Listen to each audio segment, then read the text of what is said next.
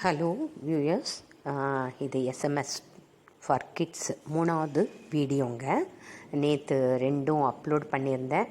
எல்லாருமே நிறைய மக்கள் அது வியூ பண்ணியிருக்காங்க, சப்ஸ்கிரைபும் பண்ணியிருக்காங்க. எல்லோருக்கும் நன்றி நன்றி நன்றி. உங்களுடைய பேராதரவு இந்த சேனலுக்கு கிடைக்கணும், இதை தொடர்ந்து நான் நடத்தணும் அப்படின்னு என்னை வாழ்த்துமாறு எல்லோரையும் கேட்டுக்கிறேங்க. இன்றைக்கி நவராத்திரி பற்றி தாங்க. நவராத்திரியில் நிறைய கதைகள் நவராத்திரியை பற்றி எப்படி உருவாச்சு அப்படிங்கிற கதையை செகண்ட் வீடியோவில் போட்டேன் நான். இன்றைக்கி என்ன சொல்ல போகிறேன்னா, நவராத்திரி டைமில் நம்ம சாமி கும்பிட்டோன்னா எப்படியெல்லாம் அந்த கடவுளே கும்பிட்டாரு. அதாவது ராமாயணத்தில் ராவணனை பற்றி தெரியும் இல்லையா? ராவணன் சீதையை கூட்டிகிட்டு போய் அங்கே இலங்கையில் வச்சுக்கிறாரு. ராமர் தேடுறாரு. அந்த கதையெல்லாம் உங்களுக்கு தெரிஞ்சிருக்கும். அதனால் ராமர் அவதாரமே எதுக்குன்னா, ராவணனை அழிக்கிறதுக்கு தான் அந்த அவதாரமே வந்தது. சரியா? விஷ்ணு பகவான் அவதரித்தார். ராமரா அவதரித்து நம்ம ராவணனை அரக்கனை ஒழிக்கணும் அப்படிங்கிறது தான் நம்மளோட ராமரோட அவதாரம். ஸோ ராமர் என்ன பண்ணுறாரு, ராவணனை ஜெயிக்கணும்னு சொன்ன உடனே முப்பெரும் தேவர்கள் எல்லாருமே, பிரம்மா, விஷ்ணு, சிவன், அதுக்கப்புறம் தேவர்கள், இந்திரன் எல்லாருமே என்ன சொல்கிறாங்க, ராமர்கிட்ட சொல்கிறாரு, சண்டியாகம் பண்ணு. நீ சண்டியாகம் பண்ணனா சண்டி மகாதேவியோட அருள் கிடச்சிச்சுன்னா நீ ராவணனை ஜெயிக்கலாம் அப்படின்னு சொல்லிடுறாங்க. அதனால் சண்டியாகம் பண்ண ஆரம்பிக்கிறாரு ராமர் என்ன பண்ணுறாரு, தாமரை பூவால் அர்ச்சனை பண்ணுறாரு. 108 பூவால் அந்த ஹோமத்தில் போடுறதுக்கு பூ எல்லாமே 108 பூவெல்லாம் வச்சு அர்ச்சனை பண்ணுறதுக்கெல்லாம் செய்கிறாரு. பூஜை பண்ணுறதுக்கு ரெடி பண்ணுறாரு. இங்கே ராவணனும் இந்த செய்தி கேட்ட உடனே நம்மளும் சண்டியாகம் பண்ணலாம் அப்படின்னு சொல்லி அவரும் சண்டியாகத்தை தொடங்குறாரு. தொடங்கின உடனே அது நம்ம ராமருக்கு ராம பக்த யார்? நம்ம ஹனுமான் என்ன பண்ணுறாரு, அவரோட குறிக்கோள்னா நம்ம ராமன் தான் ஸ்ரீராமன் தான் ஜெயிக்கணும், ராவணனை அழிக்கணும் அப்படின்றது குறிக்கோள். எல்லோருமே அப்படி தான் நினச்சாங்க. அதனால் என்ன பண்ணார், அந்த சண்டியாகத்தை ராவணன் சண்டியாகத்தில் செஞ்சு சண்டிய மகாதேவியோட சக்தி அவருக்கு கிடச்சிடுச்சுன்னா ராவணனை அழிக்க முடியாது. அதனால் நம்ம போய் ஏதாவது செய்யணும், ட்ரிக்கு செய்யணும்னு சொல்லிட்டு சின்ன குட்டி குழந்தையா சின்ன பையனாக பிராமணனாக போயிடுறாரு. அங்கே நிறைய பிராமணர்கள்லாம் இருக்காங்க. அந்த சண்டியாகம் உடனேக்கு அங்கே இருக்கிற பிராமணர்கள், அதாவது புரோகிதர்கள் எல்லாம் யாகம் பண்ணுறதுக்கு எல்லாமே சொல்லுவாங்க இல்லையா, முனிவர்கள் எல்லாம், அவங்களுக்கெல்லாம் சேவை செஞ்சு அவங்களுக்கு நல்ல ஆகாரமெல்லாம் பரிமாறி நிறைய சேவையெல்லாம் செய்கிறாரு. ஹனுமான் செய்கிற சேவையெல்லாம் அந்த பிராமணர்களுக்கெல்லாம் ரொம்ப பிடிச்சி போச்சு.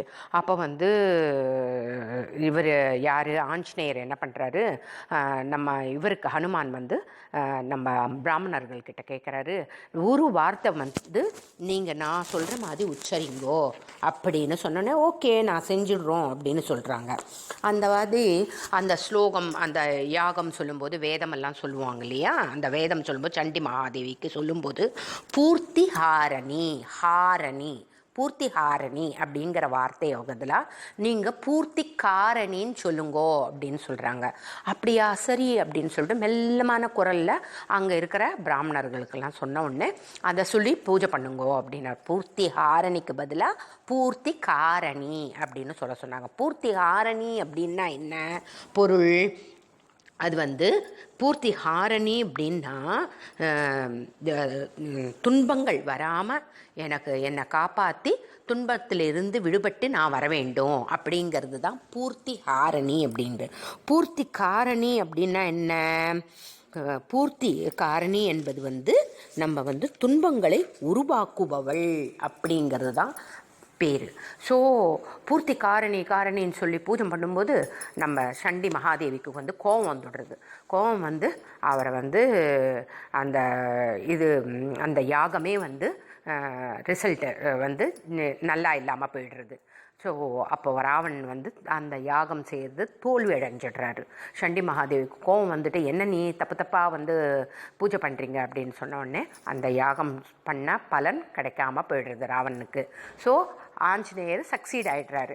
இங்கே ராமணன் வந்து ராமருக்கு வந்து என்ன ஆகிறது, பூஜை பண்ணிகிட்டே இருக்கார். 108 மலரில் வந்து பூஜை பண்ணும்போது ஒரு தாமரைப்பூ கிடைக்கல.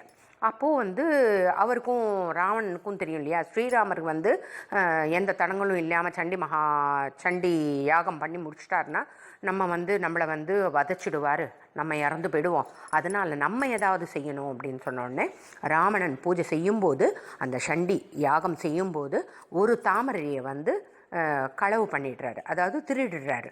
ஒரு மாய சக்தி தான் அவருக்கு இருக்கே, அந்த இதில் வந்து ஒரு தாமரையை வந்து திருடுறாரு. அப்போது வந்து 107 தான் இருக்குது, 108வது பூ இல்லையே. தாமரை பூ வந்து கிடைக்கிறதே ரொம்ப அபூர்வம் அந்த காட்டில்.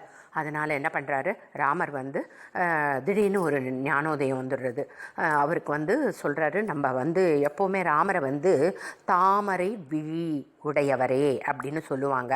அதாவது கண்ணே எப்போவுமே தாமரை மலர் போல் இருக்கும். சில பேருக்கெல்லாம் பார்த்திங்கன்னா அழகாக இருக்கும், டான்ஸ் ஆடுறவங்களுக்கு நிறைய பேருக்கு கண்களெல்லாம் பார்க்கும்போது தாமரை கண்கள் அப்படின்னு, தாமரை இதழ் எப்படி இருக்கும் அந்த மாதிரி கண் இருக்கும்.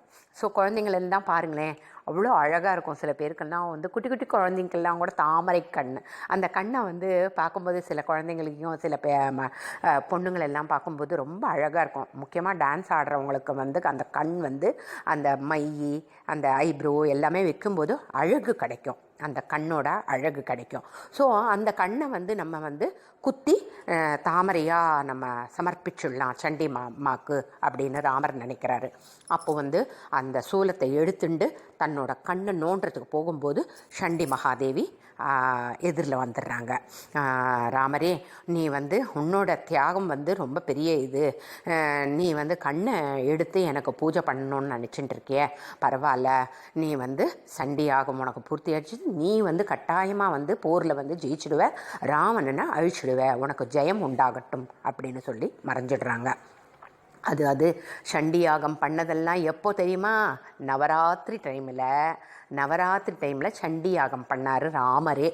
ஸோ அந்த ராமர் வந்து அந்த சண்டி மகாதேவிக்கு பூஜை பண்ணதால் எவ்வளவு சக்தி கிடச்சிருக்கு இல்லையா. அதனால தான் இந்த நவராத்திரியில் எல்லாருமே சந்தோஷமாகவும் திருப்தியாகவும் நம்ம வந்து சொல்கிறது ரொம்ப ரொம்ப ரொம்ப ரொம்ப ரொம்ப ரொம்ப நல்லது. அதே மாதிரி நீங்கள் வந்து பூஜை பண்ணும்போது ஒரு 5 நிமிஷமாவது 10 நிமிஷமாவது எடுத்துட்டாலும் பரவாயில்ல, ஆனால் ஸ்ரத்தையோட அந்த கடவுளை நினச்சி நம்ம பிரார்த்திச்சுன்ற நம்மளோட வேண்டுதல்கள் எல்லாமே பலிக்கும், எல்லாமே அந்த அம்பாள் வந்து நமக்கு வரம் கொடுப்பா. இது தாங்க இன்றைக்கி சொன்ன கதை. அதாவது 4வது நாள், 5வது நாள், 6வது நாள் ஸ்லோகமும் சொல்லிடுறேங்க இந்த வீடியோவில். அதை வந்து நான் உங்களுக்கு வந்து இமேஜாகவும் போட்டிருக்கேன், இந்த வீடியோவில் பாருங்கள். 4வது நாள் சொல்ல வேண்டிய ஸ்லோகம் வந்து ஓம் பத்மவாசின்யை ச வித்மஹே பத்மலோச்சனாயை ச தீமஹி தன்னோ லக்ஷ்மி பிரசோதயாத். ஓம் பத்மவாசின்யை ச வித்மஹே பத்மலோச்சனாயை ச தீமஹி தன்னோ லக்ஷ்மி பிரசோதயாத். நான் சொன்னேன் இல்லையா, 4வது நாள் வந்து லக்ஷ்மி தேவியாகவும், 5வது நாள் வந்து வைஷ்ணவியாகவும், 6வது நாள் இந்திராணியாகவும் அவதரித்தாங்க அந்த அம்மா. 9 நாளும் ஒவ்வொரு அவதாரமாக அவதரித்து அந்த மகிஷாசனை கொல்றதுக்கு முயற்சி செஞ்சாங்க. அதாவது 9வது நாள் தான் அந்த அம்மா வந்து அவரை வதம் பண்ண முடிஞ்சது. ஸோ 4வது நாள் ஸ்லோகம் கேட்டிங்க இல்லையா. இப்போது 5வது நாள் வைஷ்ணவி தேவி, அந்த அம்மாவுக்கு சொல்கிறது என்னென்ன, ஓம் ஷியாம வர்ணாயை வித்மஹே சக்கரஹஸ்தாயை தீமஹி. ஓம் ஷியாம வர்ணாயை வித்மஹே சக்கரஹஸ்தாயை தீமஹி தன்னோ வைஷ்ணவி பிரசோதயாத். ஓம் ஷியாமவர்ணாயை வித்மஹே சக்கரஹஸ்தாயை தீமஹி தன்னோ வைஷ்ணவி பிரச்சோதயாத். இன்னொரு வாட்டி சொல்லாமாங்க. ஓம் ஷியாமவர்ணாயை வித்மஹே சக்கரஹஸ்தாயை தீமஹி தன்னோ வைஷ்ணவி பிரச்சோதயாத். சரியாங்க.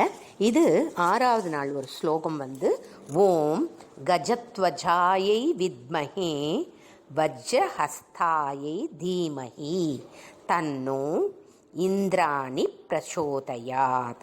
ஓம் கஜத்வஜாயை வித்மஹே வஜ்ரஹஸ்தாய தீமஹி தன்னோ இந்திராணி பிரச்சோதயாத். இன்னொரு வாட்டி சொல்கிறேங்க. ஓம் கஜத்வஜாயை வித்மஹே வஜ்ரஹஸ்தாயை தீமஹி தன்னோ இந்திராணி பிரச்சோதயாத். இது தாங்க இந்த 4, 5, 6 நாளன்னைக்கு நீங்கள் அந்தந்த நாளைக்கு அந்த நாள் ஸ்லோகத்தை நீங்கள் சொல்லலாம். சரியா? இதெல்லாம் சொல்லுங்கோ. அம்பாளோட கடாட்சம் எல்லாருக்கும் கிடைக்கணும்னு வேண்டிண்டு இந்த வீடியோவை முடிக்கிறேங்க. அடுத்த 3 நாளோட ஒரு கதையோட ஸ்லோகமும் சொல்லி கொடுக்குறேன். தேங்க்யூ.